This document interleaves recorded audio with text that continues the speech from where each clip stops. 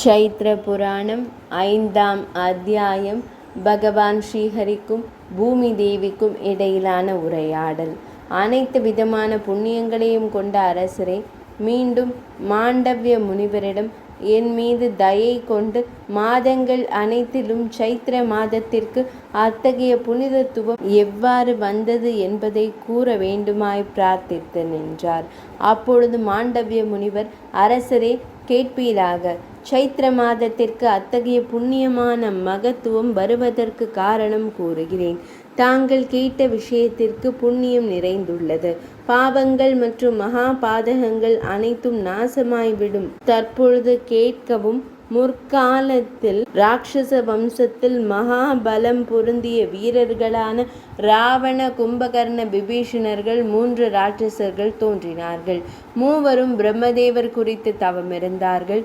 அவர்கள் செய்த புண்ணியமான தவத்திற்கு சந்தோஷமடைந்த பிரம்மதேவர் அவர்களுக்கு வரங்கள் தந்தருளினார். ராவணன் மரணம் ஏற்படா வரம் வேண்டுமென்று பிரம்மதேவரிடம் வினவினான். அப்பொழுது பிரம்மதேவர் ராவணனிடம், ராவணா, தவம் இருந்தது அனைத்தும் சரியே, மரணமானது காலத்தில் வரும் பட்சத்தில் வந்தே தீரும். அப்படியே உலகத்தில் உள்ள மாணவர்கள் செய்ததான காரியங்கள் அனைத்தும் சரியே, தேவதைகள் செய்ததான காரியங்களை தாம் கூற வேண்டுமென்று இந்த வரத்தை நான் தமக்கு அருள்கிறேன். அதன் பிறகு சரஸ்வதி தேவி செய்த விசேஷமான மோகத்தில் சிக்கிய கும்பகர்ணன் மற்றுமொரு வரத்தை வேண்டினான். அதன்படி பிரம்மதேவர் ஆண்டிற்கு 6 மாதம் கண்ணுறக்கம் கொள்ளும்படியும் 6 மாதங்களுக்கு ஆகாரம் உட்கொள்ளும்படியும் கும்பகர்ணனுக்கு வரம் தந்தருளினார். அதன் பிறகு சத்வகுணம் மிகவும் நிறைந்து சத்தியலோகத்திற்கு எழுந்தருளினார். அதன் பின்னர் சத்வகுணம், சத்தியம், தர்மம் நிறைந்த விபீஷணாழ்வார் ஹரிபக்தி வேண்டும் என்று வரம் கேட்டார். 4 முகங்கள் கொண்ட பிரம்மதேவர், விபீஷணா, எப்பொழுதும் உனது இதயத்தில் நாராயணர் வீற்றிருப்பார் என்று வரமளித்தார். இதுபோல் வரமளித்து பிரம்மதேவர் சனாதனமான சத்தியலோகத்திற்கு திரும்பினார். பிரம்மதேவர் அளித்த வரத்தால் ராவண, கும்பகர்ணன் இருவருக்கும் கர்ப்பம் அதிகமாயிற்று. இருவரும் இணைந்து யஜ்ஞங்களுக்கு இடையூறு செய்தனர். 3 லோகங்களிலும் இடைஞ்சல்கள் செய்தனர். முடிவான திரிகூட மலையில் உறைவதற்கான ஏற்பாடுகளை செய்தனர். இலங்கை பட்டணம் ராட்சச அரசனான ராவணனுக்கு தலைநகரமானது. சைனியங்களுடன் ராவணன் இலங்கையில் வாசம் செய்தான். தான் பெற்ற வரங்களால் கர்ப்பம் நிறைந்த ராவணன் தேவதைகள் அனைவரையும் தன் வசமாய் ஆக்கினான். பூமண்டலம் அனைத்தும் அவன் இஷ்டமாக ஆகி ரிஷி முனிவர்கள் அனைவருக்கும் மற்றும் பூமியில் உள்ள மக்கள் அனைவருக்கும் தொல்லை கொடுத்து வந்தான். ராவணனின் பலம் முழுமையாக தெரிந்த ராட்சசர்கள் பூமியில் அநேக உபத்திரவங்கள் செய்தனர். அந்த ராட்சசர்கள் செய்த உபத்திரவங்கள் அனைத்தையும் பூமி தேவி திவ்ய ரூபம் கொண்டு காலக்கடலில் சேர்த்தார் மற்றும் ஸ்ரீ மகாவிஷ்ணு மூர்த்தியை சரணடைந்தார்.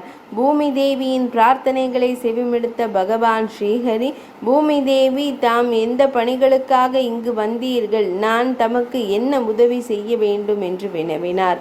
அப்போது பூமி தேவி ஸ்ரீ மகாவிஷ்ணு மூர்த்தியிடம், சுவாமி, நான் இந்த பூமி பாரத்தை தாங்க இயலாமல் தவிக்கிறேன்.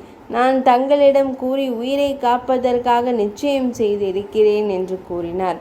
ஸ்ரீ மகாவிஷ்ணு மூர்த்தி அந்த உரையாடலை கேட்டு பிரம்மதேவர் ராவணாதிகளுக்கு கொடுத்த வரங்கள் குறித்து அறிந்து கொண்டார். ஸ்ரீ மகாவிஷ்ணு மூர்த்தி பூமி தேவியிடம், தேவி, தாம் சரீரத்தை தியாகம் செய்ய வேண்டாம். தமக்காகவே, தம்மை காத்தருள்வதற்காகவே நான் மனிதனாக தோன்றுகிறேன். ராட்சசர்களை வதம் செய்து தமக்கு அபயமளித்து தமக்கு உண்டான பாரத்தை நீக்குகிறேன். தாம் தமது இருப்பிடத்திற்கு சென்று சுகமாக இருப்பீராக, துக்கமடைய வேண்டாம் என்று கூறி அருளினார். ஸ்ரீ மகாவிஷ்ணு மூர்த்தி பவித்திரமாக உரையாடியதில் தனது கவலைகள் அனைத்தையும் மறந்து பூமி தேவியானவர் ஆனந்தத்துடன் ஸ்ரீ மகாவிஷ்ணுவை எண்ணி சிறிது நேரம் தியானம் செய்து தனது மனதினில் அனைவரையும் நிரப்பினார். பிரம்மாதி தேவதைகள் அனைவரும் ஸ்ரீ மகாவிஷ்ணு மூர்த்தியிடம் அப்பொழுதிலிருந்தே வந்து சேர்ந்தனர். அனைவரும் சிரம் மீது கரம் கூப்பி ஸ்ரீ மகாவிஷ்ணு மூர்த்தியை வணங்கி நின்றனர். இந்திராணி தேவி தேவர்கள் அனைவரும் அந்த ஸ்ரீமன் நாராயணரிடம் ஒருவராக ஸ்தோத்திரம் செய்தனர். அப்பொழுது ஸ்ரீமன் நாராயணரானவர் அவர்களிடம், பூபாரத்தை குறைக்கவே இப்பொழுது நான் சாக்ஷாத் மனிதனாக அவதரிக்கப் போகிறேன் என்று கூறினார்.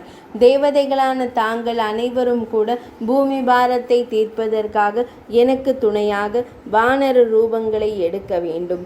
ருத்ரமூர்த்தியின் துணையுடன் ராவணன் முதலான விரோதிகளை சம்ஹாரம் செய்ய, அதாவது வதம் செய்ய வேண்டும் என்று கூறி அருளினார். 5ஆம் அத்தியாயம் நிறைவடைந்தது.